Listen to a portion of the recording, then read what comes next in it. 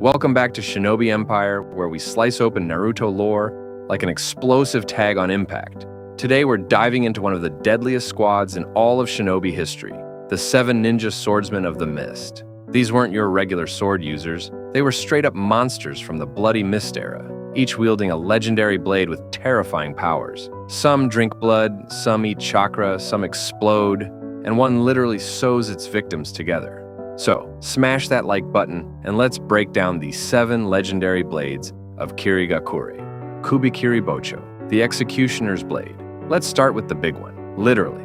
The Executioner's Blade. This massive cleaver of death was first wielded by Zabuza Momochi, the demon of the hidden mist, and man, it fits his vibe perfectly. This thing is taller than most people and has that weird hole and semicircle notch cut out near the top. That's not for design, that's for function. That circle?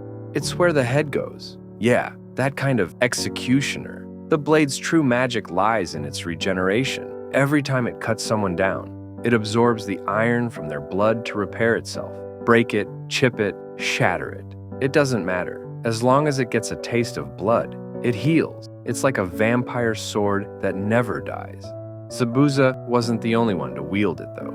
After his death, Suigetsu Hozuki, the water boy from Sasuke's Hebi team, found and wielded it too, continuing the legacy. In the databooks, Kubikiribōchō is described as a self-restoring weapon of unending slaughter. Some legends even say it was forged from a special mist steel, created during Hiramekarei's founding days. It represents the Bloody Mist's philosophy, efficiency through brutality. This blade doesn't symbolize mercy, it symbolizes execution.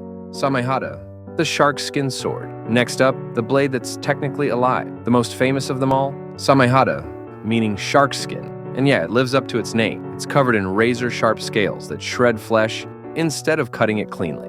If Kubikiribōchō is for decapitation, Samehada is for devouring. This sword has a mind of its own. It can think, move, and even choose its wielder. Originally, it was one of the 7 swords of the mist, but it became world famous after it bonded with Kisame Hoshigaki, the monster of the hidden mist. Kisame wasn't called that for nothing. He could fuse with Samehada, literally merging with it to gain shark-like features, absurd strength, and chakra sensing ability. See, Samehada's main ability is chakra absorption. It can drain the chakra from whoever it touches, jutsu, barriers, even biju chakra, and store it inside. It then transfers that chakra to its wielder, healing injuries and boosting power. In battle, Kisame used it to counter ninjutsu itself. You throw a Rasengan? Gone. Chidori? Eaten. Samehada just slurps it up like chakra ramen. It's even picky. When Kisame died, Samehada didn't like being with anyone else. It flat out rejected weaker users like Fuguki Suikazan, who wielded it before Kisame. In short, Samehada isn't a weapon. It's a partner. A hungry, moody, chakra-devouring shark partner. Kiba, the twin fangs of lightning. Now let's talk about the flashiest pair in the set, the Kiba blade, known as the Fangs. Wielded by Amayuri Ringo, these twin swords are infused with the power of lightning itself. They're said to be the sharpest swords in existence, and they can channel natural lightning even without a storm. Their design allows the user to conduct Raiten chakra directly through the metal, turning every strike into a miniature thunderbolt. Think of them like 2 lightsabers with the voltage of Thor's hammer. When Amayuri fought, her movements were so fast and unpredictable, it looked like she was teleporting in bursts of electricity. The Kiba blades can amplify speed, cutting power, and even act like giant tasers that fry enemies on contact. In some lore, it's mentioned that they could summon lightning from the sky itself, making the user a literal walking storm. Amayuri used them with such speed and grace that even other swordsmen feared dueling her one-on-one. If Samehada drains your chakra, Kiba fries your nervous system before you can blink. It's no wonder they're called the Twin Fang, because once they bite, you're cooked. Nuibari, the sewing needle. Alright, now for the creepiest and most sadistic weapon of the bunch. Nuibari, the sewing needle. This isn't your usual sword. It's a long, slim, needle-like blade with a wire thread attached to its end. And in the hands of Kushimaru Kuriarare, it was pure nightmare. Nuibari can pierce multiple enemies in a single thrust, and then the wielder uses the attached wire to sew their bodies together, literally stitching corpses like a morbid tailor. Kushimaru could pierce an entire squad in one fluid motion. wrap the wire around, and tie them up mid-air before they even hit the ground. It's insanely fast and deadly precise. You don't need brute force to use Nuibari. You need skill, grace, and a touch of insanity.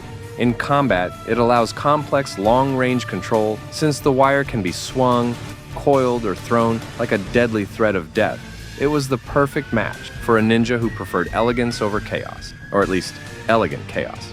Shibuki, the blast sword. Next up is the Shibuki, the blast sword, wielded by Jinpachi Munashi. This sword is the definition of go big or go boom. Shibuki is lined with explosive tags, attached to a special detonating scroll that runs along its entire length. Every swing releases controlled explosions, cutting, slashing, and detonating all at once. It's said to be capable of obliterating everything in its range without harming the user, thanks to the sword's stabilizing seal matrix. Jinpachi was known for using Shibuki to clear battlefields in seconds. He'd literally charge into an army, swing once, and boom, crater. The sword itself has a built-in chakra flow mechanism to control how much explosive power gets released, making it both a weapon and a bomb in one. You can't parry it, you can't dodge it, because the shockwaves alone are enough to knock you out. If the other swords are silent assassins, Shibuki is the Mist Village's fireworks show of death. Kabutowari, the helmet splitter. Now this one's brutal. The Kabutowari, wielded by Jinin Akabino, is nicknamed the blunt sword, but it's not a sword at all. It's a combination of a giant axe and hammer, linked by a chain, and it's designed to do one thing: break through anything. Kabutowari's strength comes from its physics-defying combination of brute force and precision. The axe wedges open the target, and the hammer follows through to crush it completely. Armor, stone walls, chakra barriers, doesn't matter. Kabutowari will split it like firewood. It's said that no defense in the Shinobi world could withstand its force. The databooks even describe it as a weapon that makes defense meaningless. Jinin was a close combat powerhouse who would bulldoze through any opponent while laughing like a maniac. This was the Mist's version of a wrecking ball. No tricks, no subtlety, just one guaranteed message: your defenses mean nothing. Hiramekarei, the twin sword. And finally, we arrive at the most refined of them all, Hiramekarei, wielded by Chojuro, the loyal right hand of the Mizukage, and eventually the Mizukage himself. This sword represents the evolution of the seven swords: precision, balance, and control. Hiramekarei can store chakra inside its core and release it through the two vents along the blade. When released, that chakra can be shaped into different weapon forms: a hammer, a spear, twin swords, even extend the blade mid-swing. It can adapt to any fighting style, which makes it the most versatile sword of the seven. But here's the catch: the more chakra it stores, the heavier it becomes. Only someone with incredible control and stamina can use it to its full potential. Chojuro mastered that, often using the sword to crush opponents with massive chakra-infused blows, then transforming it into agile twin blades mid-fight. Hiramekarei represents the modern Mist, power and refinement combined. It's not about slaughter anymore, it's about precision and responsibility. You can say it's the blade that turned the bloody mist into the peaceful mist. And that is the legend of the Seven Ninja Swordsmen of the Mist. 7 blades forged in blood and fear.